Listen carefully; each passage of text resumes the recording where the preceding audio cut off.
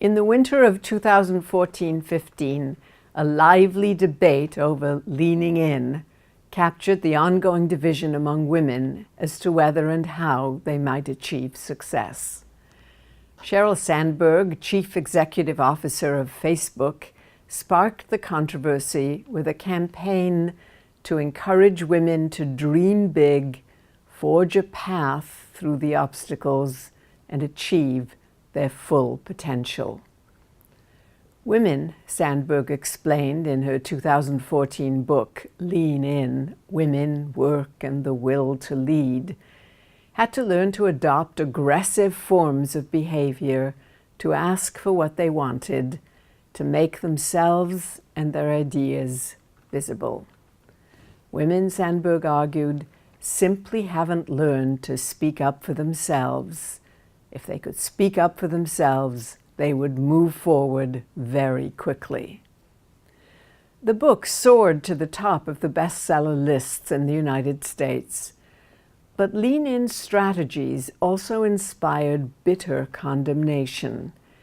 Many old-school feminists believe that encouraging women to focus on individual leadership potential would ultimately be counterproductive.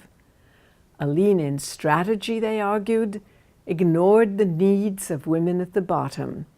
It would perpetuate, even enhance, the marginality of many women and men and affirm the loss of dignity that comes with limits on democracy or collective voice. Worst of all, it would entice women to buy into a competitive male mindset instead of focusing on the values of cooperation they could bring to the workforce. The controversy opened up the issue of values that had been fought out in a different way in the 70s.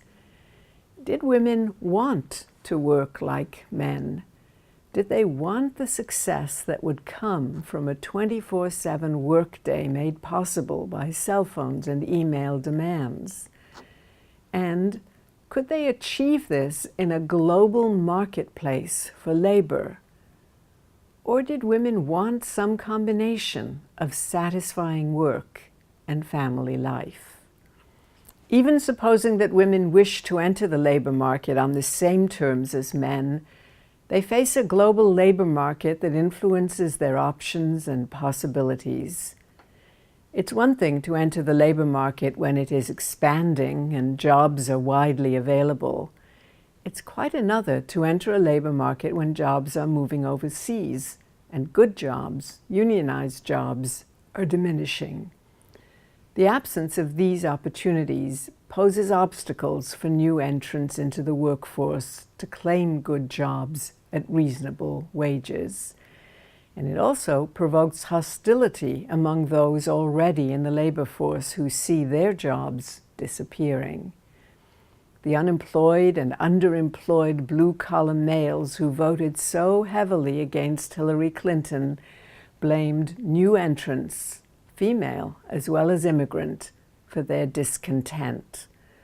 Without a strong trade union movement to defend them, they turned to the candidate who promised to restore their jobs and their self-esteem. Women who want it all have to play the game by men's rules. New female entrants into good jobs often need male mentorship, which may come at the price of sexual subordination or harassment. Some women are beginning to organize to provide the support and the resources generally available to men. Emily's List, Emily stands for Early Money is Like Yeast, for example, provides financial support and advice to female political candidates for election. Whether women have it all, then, probably starts with the question of whether women want it all. Could there be something biological, something cautious, something cultural in women's hesitancy to push forward into a highly problematic workforce? If motherhood is not the only choice that women want to make, is it a choice for which women and increasing numbers of men would happily give up some part of the workforce experience. What about the value of caring? Does having it all not mean pressing employers to provide more of the benefits that women need in order to become committed and permanent workers?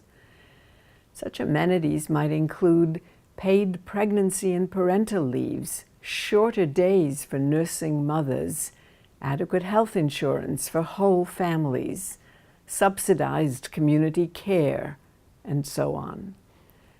More equitable laws have helped the skeptical to make reasonable workforce choices. We note, for example, that traditional marriage is no longer required of the CEO who wants to make it in a post-gender world, one where gender identification is complicated and marital status is no longer a marker of potential success for anyone.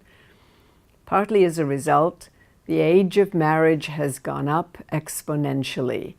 The numbers of people choosing not to marry has escalated, and financially independent women have choices that did not exist earlier. As women are more financially independent, their choices expand. We note that those who marry have fewer children, and that childbirth is no longer necessarily tied to marriage at all. But we also note that the urge to marry among same-sex couples for whom the option is newly available often comes from the need to participate in benefits that include joint taxes, inheritance without penalties, and spousal pension and insurance requirements.